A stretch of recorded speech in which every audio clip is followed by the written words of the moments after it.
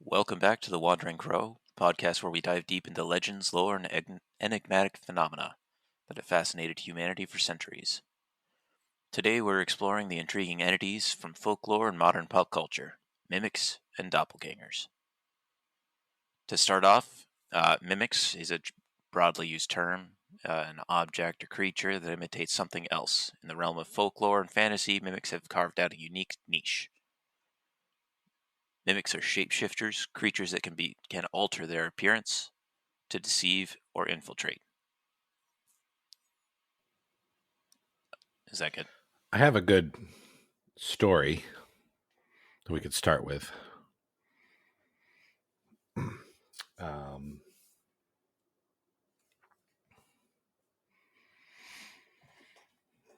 So, talking about doppelgangers or mimics, which in my research, I believe they're one and the same.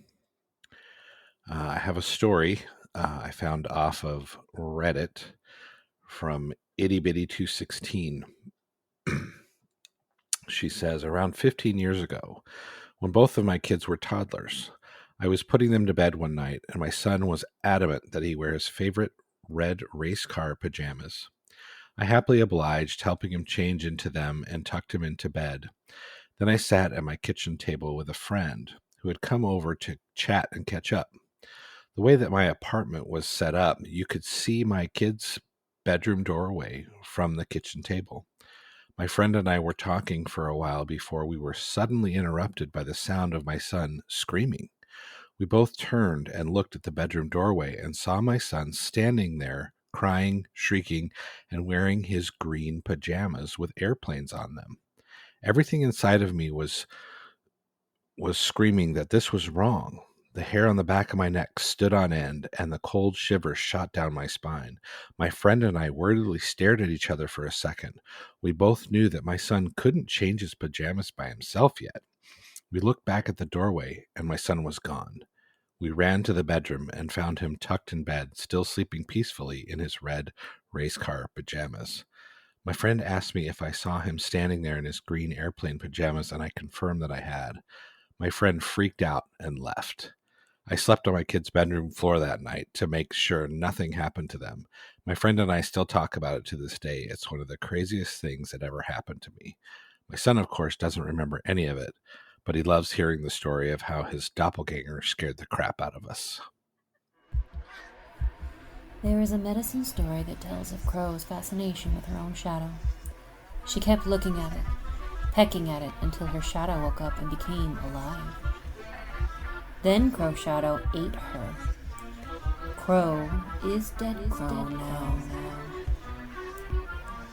Join us as we attempt to look through the wandering crow's eye to find the gateway to the supernatural, to seek to know the unknowable mysteries of creation.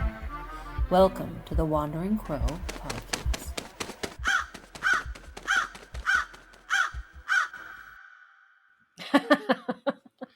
That story is crazy. How old was the kid? Did they say? He was a toddler, Little. little, so like 3 or 4 at most. I'm thinking maybe even 2 or 3. Yeah. So. Oops, man, that's nuts. Hey, murderers! Welcome back. It's Mandy. It's JT, and I'll introduce. This is Cameron.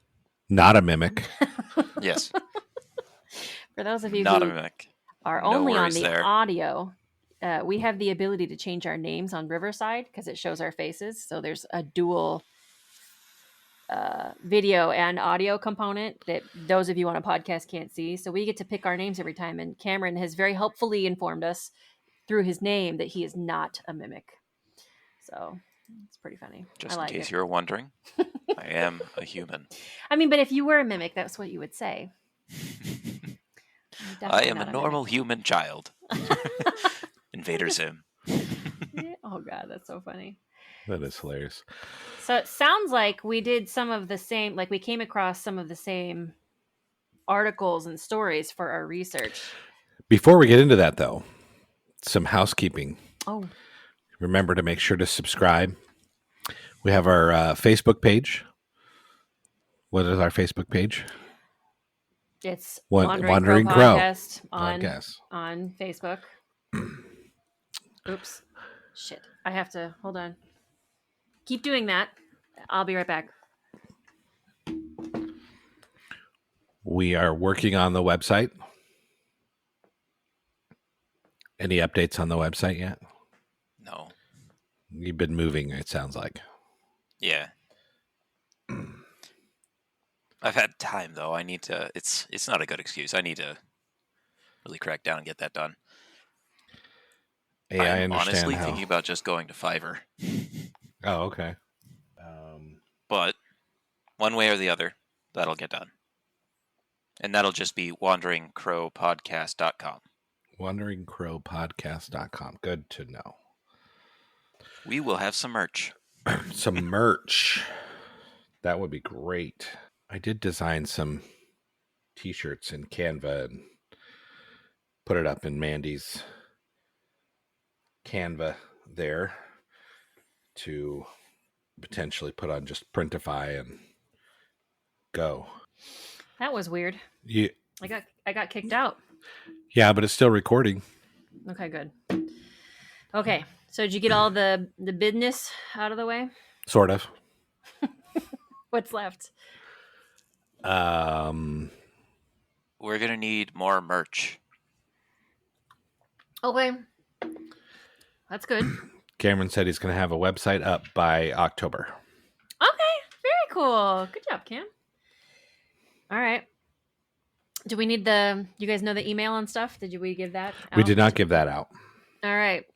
Murderers, if you want to reach us, if you have got a story to tell us or a critique or whatever, the email is wanderingcrowpodcast@gmail.com.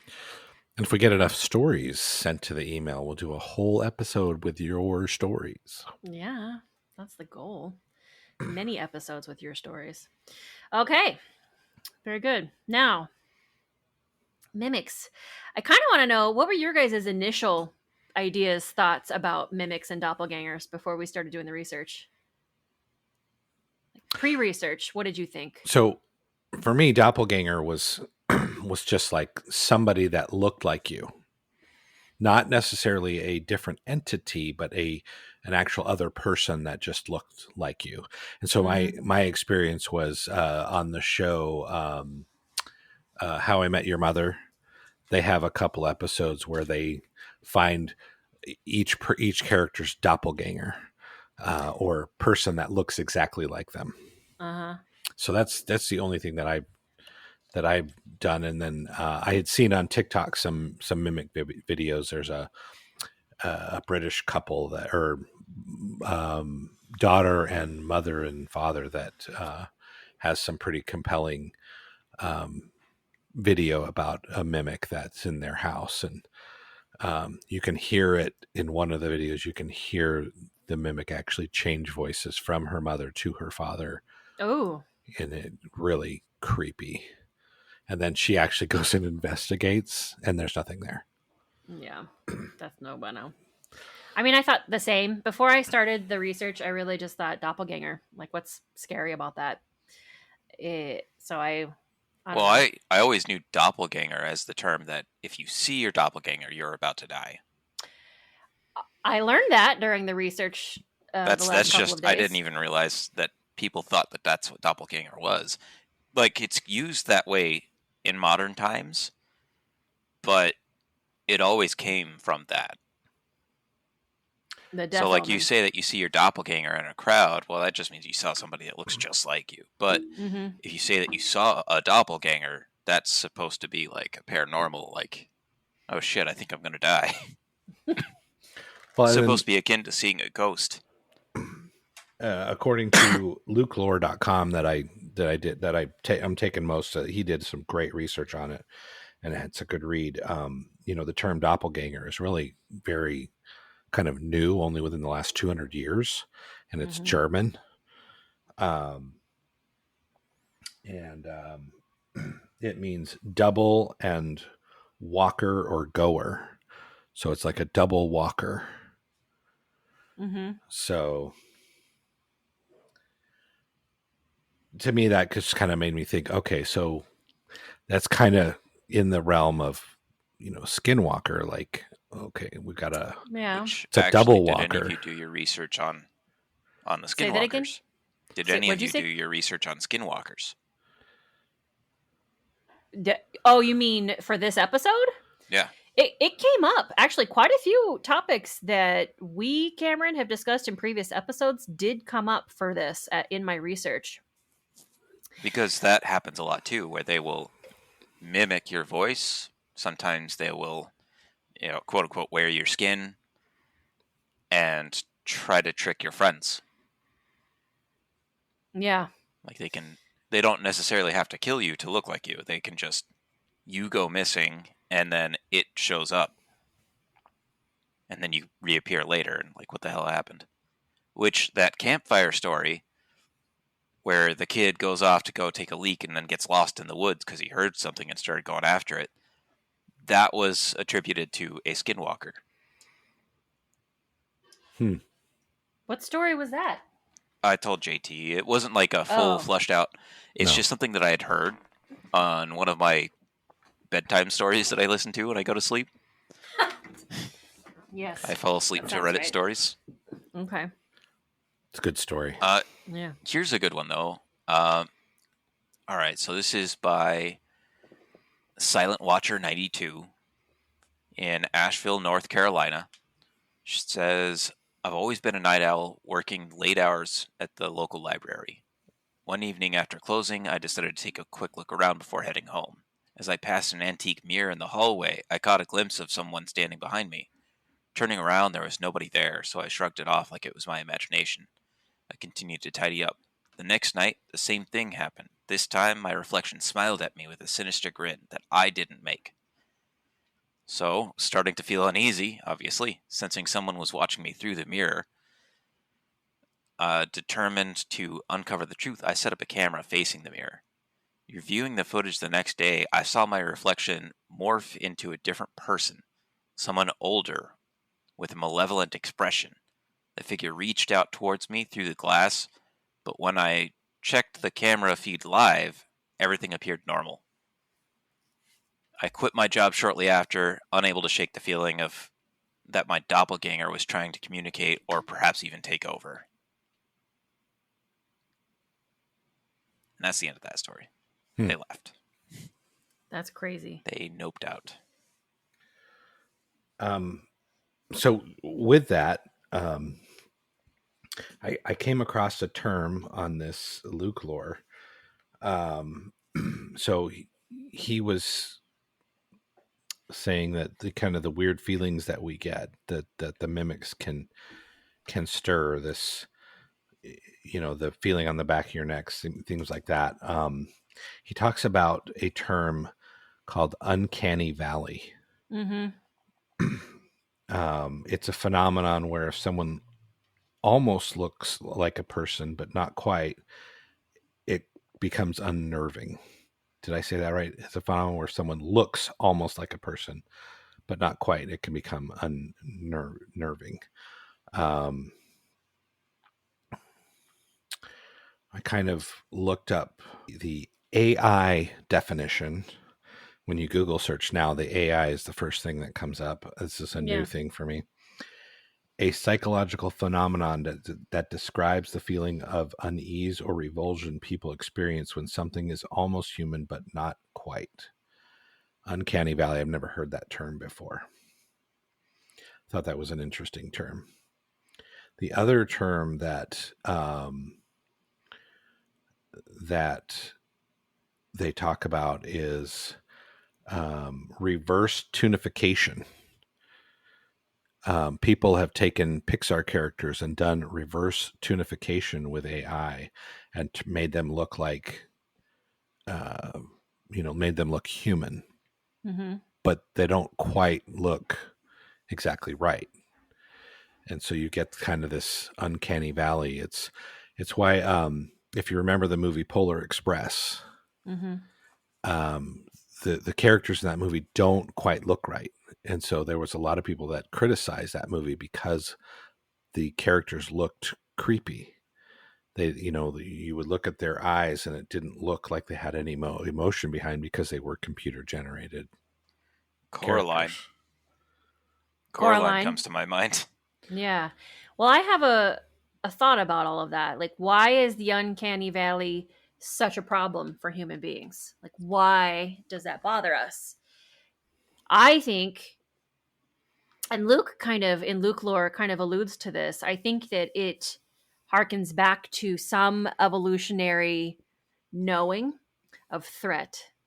Because in nature, mimics exist in nature all the time. And I have a story about a mimic in nature. And the primary reason why in nature something would mimic something else is to hide itself from a predator, or because it is a predator and it's hunting. So I feel like uncanny valley is a huge problem for humans, because our lizard brain, like the oldest part of our brain, that part of ourselves that had to survive the dangerous threats that were not apex predators, remembers this is dangerous. This is something that can hurt me. So in nature, here's an example of a mimic. So the tree ocelot. You guys know what an ocelot is? Yes, it's a cat. It's a kind of wild cat. Yep. So this wild cat is native to the Americas, and it was discovered using psychological cunning, in quotes, to entice prey. The tree ocelot, otherwise known as the margay, was found imitating the call of a baby-pied tamarin monkey. So this cat gets up in the tree and it cries like a baby monkey, and it waits for the adults to come and investigate this crying baby. And when the adult does that, bam, it's got its food. Wow. So that it's a real life case of a mimic in nature. So the article says, this was from, I think, the BBC Wild. This form of aggressive mimicry or imitation is enacted by the tree ocelot in the hope of ensnaring adult monkeys within striking range. In this particular instance, when the scientists were observing this behavior, that didn't end in success. The adults were able to figure it out and start a warning cry to protect the other monkeys, but it is a successful strategy for the cat in other instances. So I think, to me, this otherwise fairly, really didn't bother me topic suddenly became very scary when I realized, there's a subconscious knowing there that you're in danger. It's not just some innocent, like, hey, someone calling out, hey, what is the motive? What is the reason for that? And I think that that's why it's so terrifying for us to realize that there is a mimicry happening, because it can only go one of two ways. There's a scientific explanation behind that too, that Luke Lord talks about. It's something instinctual in us. So in science, there's been, as we've kind of uncovered, Neanderthals or other types of, what's the term? Hominids. Okay. So as hominids evolved, there was like 9 distinctive branches of hominids, meaning people that walk on 2 legs. And we as Homo sapiens basically came out on top, because we hunted these other groups and took them all out, becoming the dominant species, the only one left. Either we outfought them or we bred them out. It's found in people, specifically of the Eurasian ancestry, that you can have either Neanderthal or Denisovian DNA in your heritage. Cameron and I do, right, Cameron? Sorry? Don't we have Neanderthal DNA? Yeah. Yeah. So what? And so that's just something like this uncanny valley feeling, or this thing that we get is it's instinctual as Homo sapiens, because we, kind of had that back in the day when we were trying to be the dominant species on Earth, and we we would know that, okay, they're not us. They're not quite right. We're going to take them out. Mm-hmm. Yeah. So I thought that was pretty fascinating. I thought so too. I really found that very interesting. And Cameron, to your story, I actually had a book, and it's called Mimics: The Others Among Us.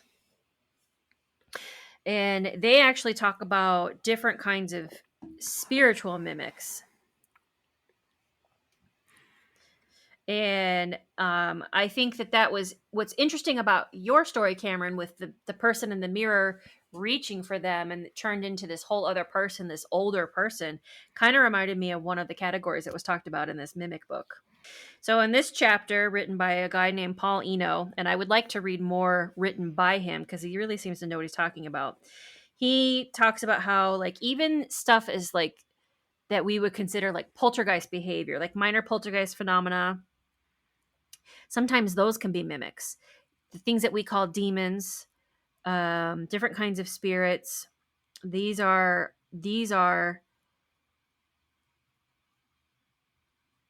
he calls them parasite mimics, devourer of emotions. Like that's their food. That's what they eat. They eat our emotions. So part of the goal in the mimicry and in the stuff that they're doing around us is to instigate a really big emotional response. And that's what they eat. That is their food. So he talks about different categories of these. So there's the wise, there's the elders, the farmers, pack hunters, and rogues. Oh, and then he talks also about a group called passives, lost, tricksters, brats, lost and frightened, and even like tulpa. So he's got a bunch of different categories. But the wise, so like sometimes he says these things will follow families. So the wise is a term he uses for a certain type of parasite that's very, very old and has a lot of knowledge about the multiverse. They know a lot about their prey, which would be us, and the inhabitants of our world. They give the impression of knowing our species far better than we do. He says these guys live and hunt alone. They quietly park themselves at a place or a time where they have access to either a certain house or a tract of land for centuries, picking up what knowledge they can and feeding on whomever comes along. So those are the wise. Then he says there's the elders. They're like the wise. They have a lot of great knowledge and experience, but they're more likely to work together to be leaders among their kinds of parasites. They're not as interested in humans and human life, except, of course, as food sources. And he also says the elders, he says he's seen evidence that they feed on animals. I would love to know what his evidence is and where he's come up with all this stuff, but it's very interesting. He says one example is on a farm in Maryland in 2002. The family contacted me through a mutual friend, noting that they were alarmed by banging sounds outdoors and in the farm outbuildings. Livestock seemed to freak out for no reason at all hours of the day and night. Hens were laying fewer eggs, and security cameras caught bizarre, almost lightning-like streaks running around the property. From the mimic standpoint, the family members would hear livestock sounds coming from the buildings and fields where there were no livestock at the time. On several occasions, while outside the main barn, two of the sons would hear chickens clucking all around them when there were no chickens at all. What clinched this as a parasite for me was the admission that the whole family had been using, wait for it, he says, a Ouija board for much of the previous year. So he hates Ouija boards. He says that they're doorways and the parasites usually can attach through them. So that was his story. Like, so they will use things around to freak people out and freak out animals and feed on them. Then there's farmers, and then these ones are particularly scary. There's groups of them, of these beings, and they'll attach themselves to a family, a tribe, or some other kind of cultivating situation where there's a large group of people, and they will actually farm human beings, and they will follow them sometimes for generations. They mimic voices of family members. Sometimes they hurl insults or obscenities to stir up family members against each other. Sometimes they cultivate psychic abilities among their prey family. So they will encourage certain kinds of gifts within the family. So like psychic gifts and things, so that that person is so used to hearing otherworldly things, they don't think much of it when they hear the mimic calling out. Like they just assume it's part of like their psychic gift, and it makes it easier, I guess, for these particular beings to harvest the emotions from the humans that they're attached to. That's really Like terrifying. a psychic bait. Yeah. Yeah. There's pack hunters. These are very aggressive, highly provocative, and they concentrate on one human at a time. They work in groups, and they'll follow a person from place to place. There's usually a leader. If one of these pack hunters has enough to eat, they can become a poltergeist, according to this guy. Wow. So, and it says this is really important, I think, for the New Agers who have a belief in spirit guides and who have a belief that everything is good and wonderful and there's no such thing as bad stuff. These pack hunters are particularly good mimics, and many of the hosts, us, the humans, become convinced that they're being paid attention to, not by parasites, but by benevolent and protective spirits.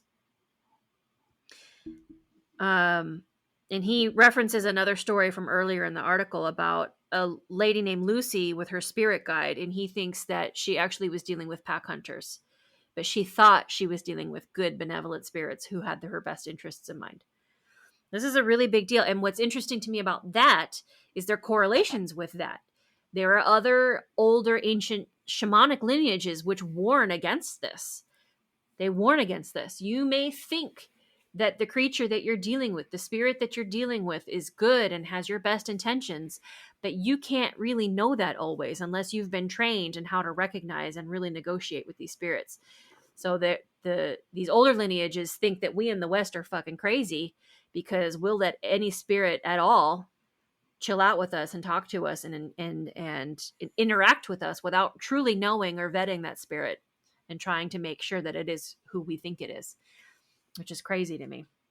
Anyway, I'm going to stop talking for now, but I found that whole chapter very fascinating, and I'd like to learn more about this guy who wrote about this. And he talks about tricksters, he talks about creatures that passively, he talks about lost and like lost spirits who like will become attached, and if they ever get removed, they don't know who they are anymore. They forget where they come from, and they're so kind of weak that they sort of wander around not really even knowing what their purpose is. See, I've seen that in like Japanese culture, but I had never really put that together as like a mimic type of thing. Yeah, well, because they talk about negative entities that people become obsessed with because that's their friend. You know, they've been helping them this whole time, but it's actually leading them down a really dark path, and they end up harboring all these negative emotions about everybody around them. Their one friend is the one that's actually poisoning the well. Yeah. And I think in this book, they use the term mimic pretty loosely. Like it's a very big catch-all term for anything that's pretending to be something that it's not, really. And in this book, they talk about something called human-looking aliens, black-eyed children, the man from Tared. They use him as an instance of a mimic. You know, he looked human, but if we're to believe the story, he wasn't really human, at least not from our dimension. I don't think he was deceiving anyone, though. I think he was. I don't think he meant harm, but he would still, according to this book, kind of technically counts in their opinion as a type of mimic. That's weird. That's a little too broad. That poor guy was probably just he didn't want to be here either. I agree. I don't think he counts, but they also count the greed children of Banjos that we talked about a couple episodes ago. Cameron, you brought them up. Yeah. They talk about the old concept of the Fae, elves, fairies, elementals, dwarves, leprechauns. They even talk about La Llorona, women in white. She counts. I would say she counts. For sure. She pretends to be just a crying woman down by the river, and she lures you down to kill you. Just like the cat. Yeah. Just like the ocelot. Yeah, just like the cat. So they have a pretty broad category, and I thought it was pretty interesting, all of the different things that they included. Now, most of the book they spent talking about aliens and like that whole thing. But it is interesting. I mean, really, what is the most terrifying part of the BEK is that we know they're not really human, because they're very, very, very insistent on making sure that you know that I'm just a little girl. I'm just a Yeah. little human boy. Why do you got to tell me that you're human? If you're really human. I would say that they count too, but Yeah. I feel like creepy. it's still too broad to where maybe we should use mimic as a broad term, but Mhm. not that broad, you know? So BEK, La Llorona, I think those count as mimics. Yeah, definitely. Even though they're completely different type of things, they still sort of use our familiarity as a weapon. Our go ahead. our heart throngs, you know? Yeah. So in the book, they talk about how they feel like there's been an evolution of the term, of the language that we use. They used to be the Nephilim, and they had examples of mimics in the Bible that they feel count as mimics. They talk about like the angels and the story of Lot, and Sodom and Gomorrah, how these angels arrived at the doorstep and the people of that place knew that they were strangers and tried to rape them. And then that's how Sodom and Gomorrah kind of met its demise. Was it greatly offended? I don't know. I don't 100% remember the story. But they talk about that, and they talk about angels, and they talk about sexually aggressive spirits who, like, that's part of their whole thing too, is they are preying on men and women to satisfy their sexual desires. And so it went from angels and Nephilim, and then it kind of maybe at the same time, like jinn, they think maybe has an element of the mimic. They talked about the different kinds of spirits. Well, so Sedna. succubi and incubi, that would Mm-hmm. fall under that. Yeah, and they talked about elves and fairies and dwarves and leprechauns as also being types of mimics. And then the phenomenon of changelings, which we've talked about in some other episodes, where the Fae would replace human children with their own children and have humans raise these changeling children. Yep. Which I think is awful. Like, that's terrible. That's crazy. And then, yeah, I mean, that's so scary. Keep your kids out of the Fae circles. Yeah, and then we kind of changed the language again a little bit, and so then we had the fetch, which I have learned of the fetch in kind of a Nordic occult way. The fetch is something that you can actually physically make if you wanted to, in some circles of magic, in what they call Nordic shamanism, which isn't really a thing, but it's kind of sort of becoming a thing. They have what's called a fetch, where you can actually take a part of your own soul if you chose to, or you could invite a different spirit in, and you could kind of create a vessel to hold it, almost like a voodoo doll. And then you could ask the fetch to do things for you. So you tie it to this vessel, and then you do stuff with it, and then it becomes like a tool. So if it's your own spirit, it's a little bit easier to control than some random spirit that you invite into the doll. And it can go, and you can basically like remote view on other people using the fetch to show you what's happening in places far away from you, to do things, to watch over people, or to cause harm if that's, your thing. So it was interesting to me to see this Luke lore guide talk about the fetch as a different term for doppelganger. Yeah. When I know that word fetch is something a little bit different. Well, the way he talked about fetch is more of a British. It comes from a Celtic or British. Mm-hmm. And basically, if you see it's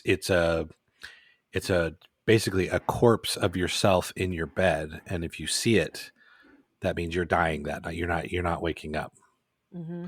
It's basically a death omen for you. There was even stories that Elizabeth I, the night she passed away, she saw a fetch and she freaked out, and servants responded to her freaking out, and then they found her dead. But they basically, I think the servants were saying that she saw herself dead in the bed, and then she passed away. that night. But of course, that's qualified by that, when royalty died, there was a lot of mythology behind it too. So it could be exaggerated or, whatever. But that's kind of what Luclor was talking about with the fetch. Like if you see yourself in your bed, that's your dead corpse, basically. It could be that you've already died and you were looking at yourself, and then I don't know. I haven't found too many stories about the fetch. Yeah. But that's just kind of what he said. I kind of looked for some. I looked up another explanation, and basically all they said is it's if you see yourself, that's kind of a fetch, and that means you're gonna die soon. Kind of the doppelganger theory of if you see yourself, that's a death omen. A lot of these things trying to kill us. I think so, and I think that's why it scares us. There's something else that he talks about too is a bird mimic. The raven mocker is a feared witch in the Cherokee tradition. They have a very simple yet terrifying motivation. For every heart of the sick and elderly they consume, their own life shall be extended by however long the chosen victim should have lived.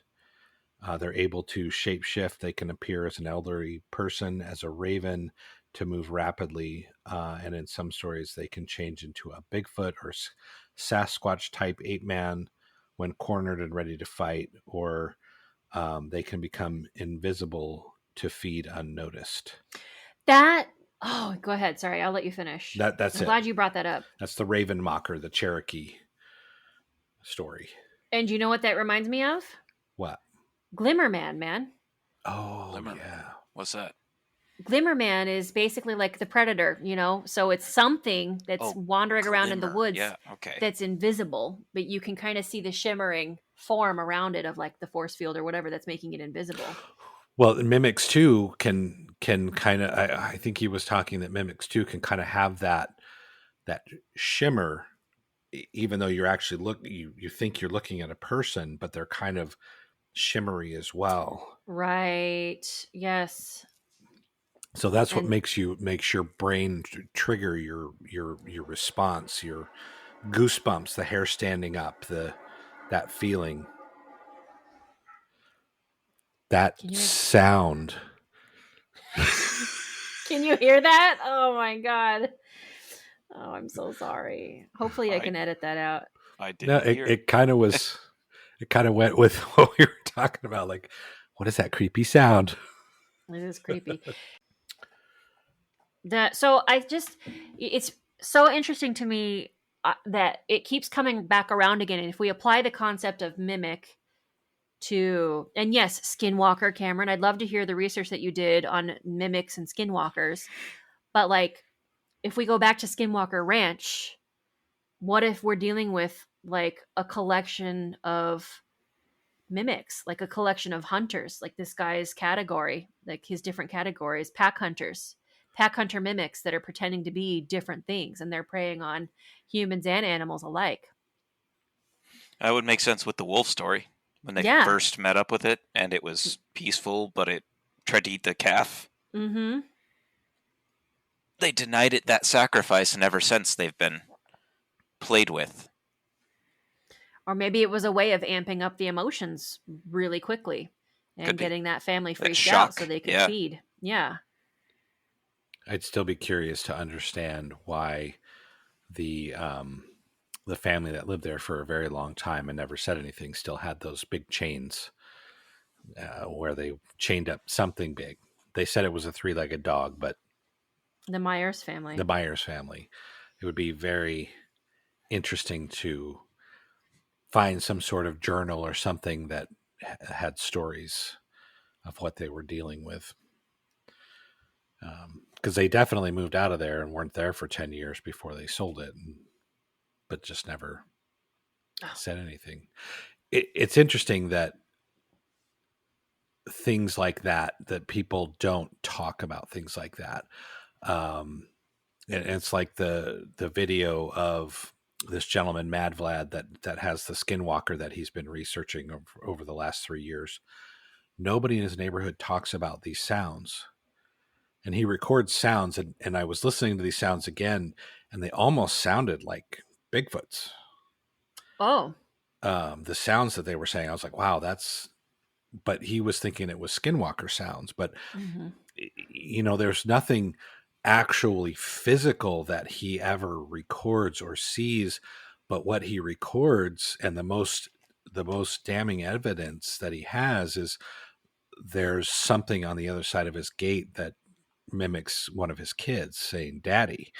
And that's the end of his second video, which is like, oh damn, like he I think he's working on a third, but I don't know if he'll even put it out there. But he puts out an explanation video like, hey, I don't want to do this wrong, I want to do it right, and I want to make it good. I don't want to make it cheesy or anything like that.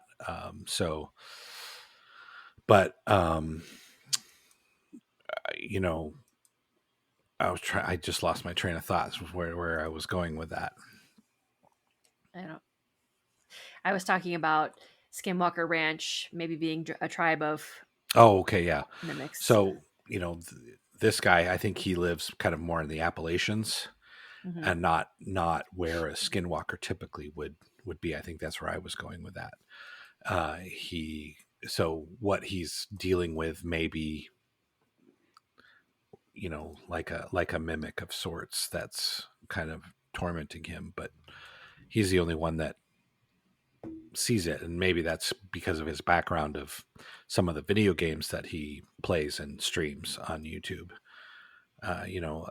In my research, something that came up a lot was Phasmophobia, which is the ghost hunter game that you can play. You can be a ghost hunter and you go out and the mimic specifically will mimic other ghosts in the game to try to trick you, so that you lose. The whole premise of the game is that you have to guess what ghost it is that you're dealing with before it kills you, kind of thing. By the way, we need to play that.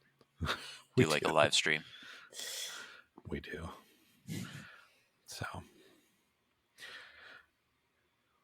Yeah. I mean, I feel like this whole topic has opened up my vocabulary a little bit as far as the different kinds of spirits, and it makes so much sense. The only thing that in the mainstream people really know about are skinwalkers and wendigos. Like that's all that's in. They've got the Rake, and they've got the Slenderman, and they've got Shadow People and the Hat Man. But now knowing about mimics, it makes sense. Like we know that skinwalkers can only be in a certain geographic location because they need the mountains to actually exist. So what are these other things in other places? Well, I think that they're mimics. I think that they're other creatures who can shapeshift and do these other things. And that's why we think they're skinwalkers, because skinwalker is the most well-known shapeshifting, mimicking creature in America right now, which is why this term has taken off so much, because people are really experiencing things and they don't have a better explanation for what it is that they experienced. And it's freaking scary. I have a story that isn't really about the skinwalker, but it is a little bit about BEKs. And it just, like, BEK fits so freaking good in this mimic situation. I'm so glad we're recording this during the day. So here's a story. This comes from the book Mimics, Others Among Us, and it's called Encountering Pure Evil. In another case of a BEK encounter, a woman was driving home from work with her 10-year-old son, who was in the back seat of her SUV. She stopped at a convenience store and went in to pick up a couple of items. When she returned to her vehicle, there was a kid with black eyes sitting with her son, and they were touching. She grabbed her son and ran back into the store. The clerk went out to investigate, and there was no one there. He was ready to call the police, but the mother told him not to. She called her husband, and he came. She didn't tell him what happened. They exchanged vehicles. She drove home safely in his car.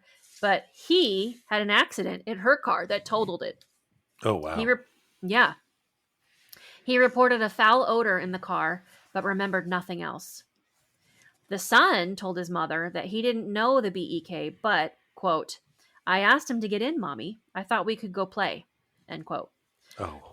The son became very ill, and his parents took him to a doctor. Every time the doctors thought they knew what was wrong with him, the symptoms changed.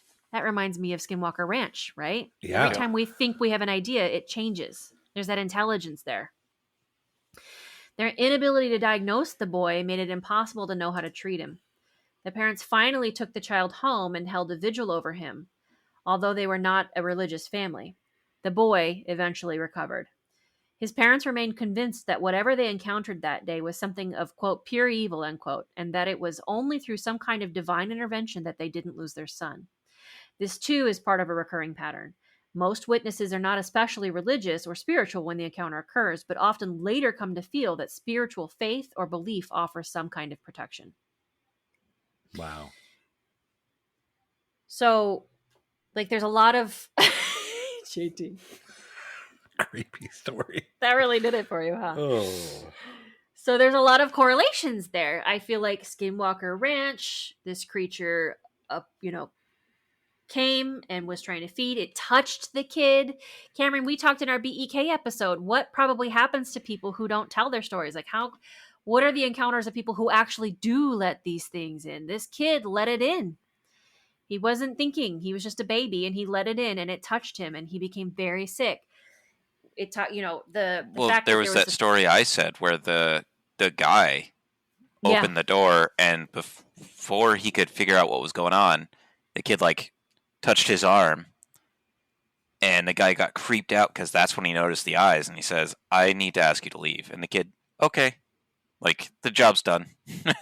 Well, and that guy got cancer, didn't he? And the cat's all he died, yeah. The story was told by his friend. Yeah. So... Well, I find it interesting that the dad wrecked in that vehicle and it totaled the vehicle. Yeah. It was trying to kill whoever was driving that vehicle. It was attached to the vehicle somehow, too. Not just the kid, but also the car. Anything it touches. Mm-hmm. And so what's really amazing in this book, they actually talk about a Native American legend, which is like a origin story for BEKs from the Iroquois nation. So, according to the Iroquois Indians, the BEKs, might actually be something called the Atkan. The Iroquois Indians believed in a dark power called the Atkan that could take over children, and an evil one who would mate with human females to produce black-eyed, chalky-skinned children. These children were killed by the tribe soon after birth and burned to stop them from resurrecting. But children wandering alone in the woods could also be taken over by the Atkan and would reemerge with black eyes and pale skin, acting nervously while repeating themselves over and over. Their goal was to destroy the tribe and infect all of the people with Atkan. So the Atkan is the main mimic creature, and it can either impregnate women to create these children or can possess children early on and turn them into these black-eyed children. And they in turn want to infect others. I'd never heard that story before. And I thought that was really interesting that it comes back to this mimicry that's existed for quite a long time before we had actual stories of BEK in pop culture. That is really cool. I had never heard that. Me neither. This book is really neat. There's a lot of little gems in it. There's a lot that I want to look into later. Yeah, that was... in most Native American culture, if you speak the name of the creature, you draw its attention. Yeah. Gonna have to do some protection stuff here. I'm just waiting for my Ring camera to give me a notification and have children standing in the doorway. I have to replace my battery today to make sure I'm recording. Well, make sure to wait until a little bit later. Get the mood right, Right. The front porch light just burns out. I don't keep my front porch light on all the time, so Even better. maybe I will start doing that. I might have to go get one of those timers that you can put on your switch that turns it on, turns it off. Yeah, don't make it motion sensor. No. Because those don't always work. No, it'd have to be timer related, and the timer switch will be inside, not outside. So, anyway. BEKs. Those always get me. Those are wild. I love those stories. And they're always so, like, fairly consistent. Yeah. Yeah. Yeah. There's another one that they have in this book called Ireland's Evil Fairies.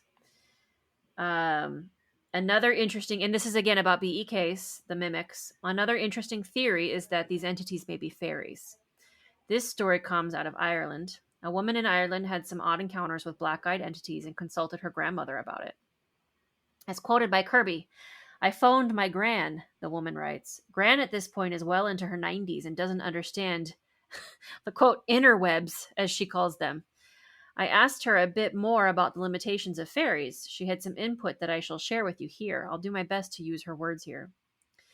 She said that the Fae are divided into two groups, those that are evil and collect souls, specifically of children, to act as slaves to the Fae king, and those that are kind and who like and help humans. It is said that the evil Fae are in fact known to take the shape of a human child or a beautiful woman, depending on the prey. Doesn't that sound familiar? As those are the two shapes that are most pleasing and will garner the most sympathy from humans. She did not have information regarding the eyes of the Fae, but she did say that the Fae cannot enter a person's home because that is protected by human energy. She did not know if they could enter if invited, but she didn't see why not, since that would lower the guard that surrounds the home. My gran has never heard of black-eyed children. However, she did say that when the Irish first came to America, they brought relics and pieces of the fairy hills with them. She said another thing that I didn't even ask her about, but that she gave me without prompt. She said that the Fae are attracted to thoughts of themselves, meaning that if you spend a great deal of time thinking of or speaking of them, that you are more likely to come across one. I thought that was interesting since I didn't ask her about that, but if I remember correctly, all that is part of the BEK lore.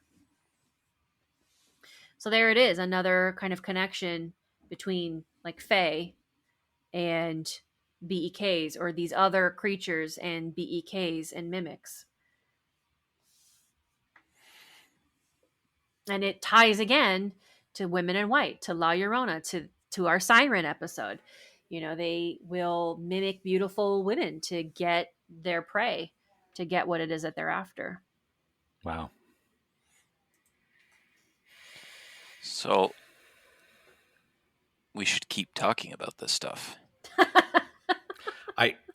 I barely I think like we barely scratched the surface of we really this. You know, we only had a couple of days in between recordings this time. We really it's kind of a general overview, but I think it's still important information to have, information to understand what these things are, so that if it does happen, you're prepared. You know, oh, that feeling on the back of my neck means this is not correct. This is not right. That uncanny valley, that sensation we get.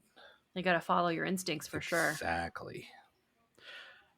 It makes me think, you know, I've talked about the spirit in my back room that is quote unquote guarding my house. I've talked about that, but this makes me think, because I do get that sensation, you know, goosebump sensation when I'm around her. Like, is she actually a mimic? Maybe, I don't know, but I don't think so. But after doing some of this research, I'm like, but I don't know how to ask the question. I don't know how to engage that way. Like, I don't actually ever communicate. It's just impressions.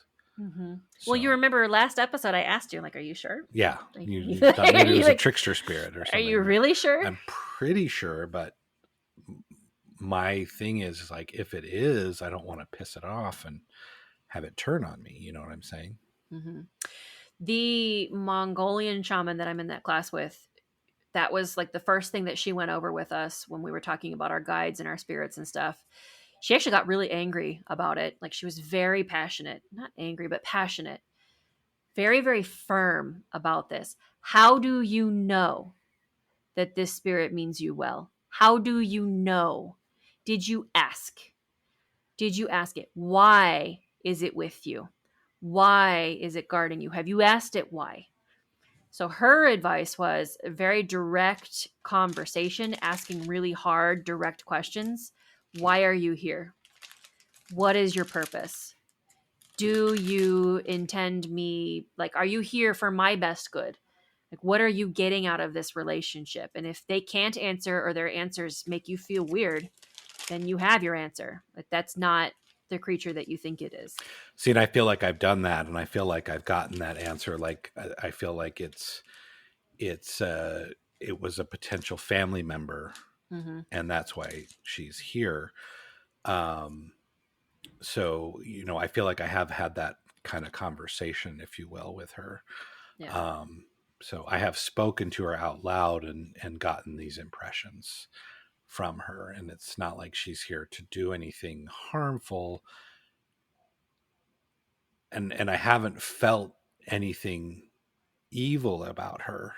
It's just that feeling you get when there's that spirit, or you have that thought of a spirit.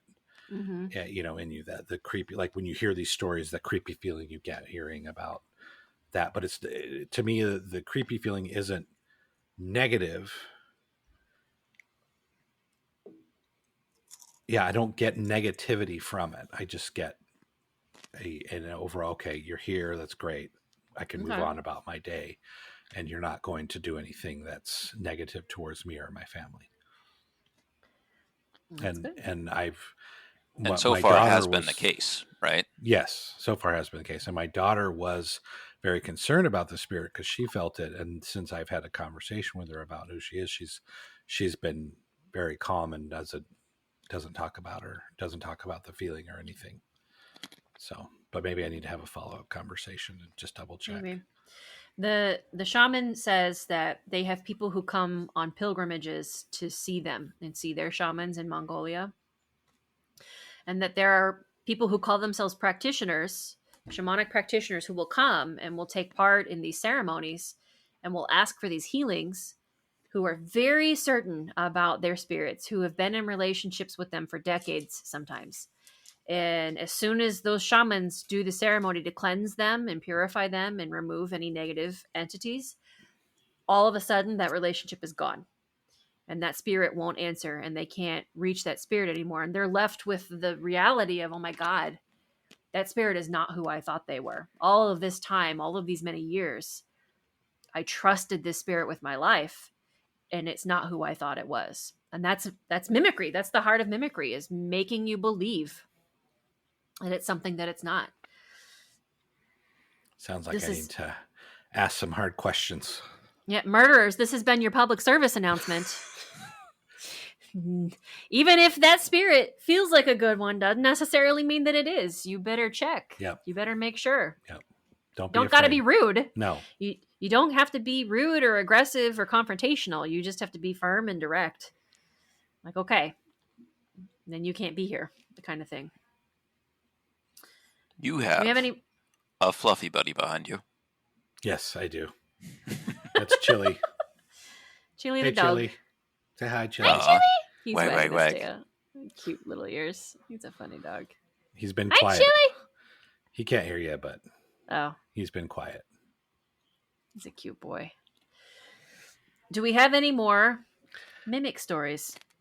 I have some more stories, but I feel like they could be better served as a short. Okay. All right, murderers, this has been your PSA not to trust any random spirit that comes along in your life. Unless they give you really good goodies.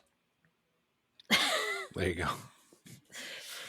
I hope you enjoyed this episode about mimics. We all agree there's a lot more to investigate, so we're going to look further into the topic of mimics and come back at you with a second episode about mimics. And a mini episode of Mimic Stories. Mm-hmm. And the next episode you're going to hear from us will be on Halloween night. We will be recording an episode talking about the history of Halloween and the thinning of the veil and what it all means and what it meant historically before capitalism got involved and it became about candy. So, all right. Anything else you guys wanted to say? Thanks for listening. Yep. We love you, murderers. Thank you for listening. Don't forget to subscribe and share. Yes, please do that. Subscribe and share, comment, review. And we will be back at you in another week with another episode. All right, murderers. This has been another episode of The Wandering Crow. Bye, Pause too everybody. long.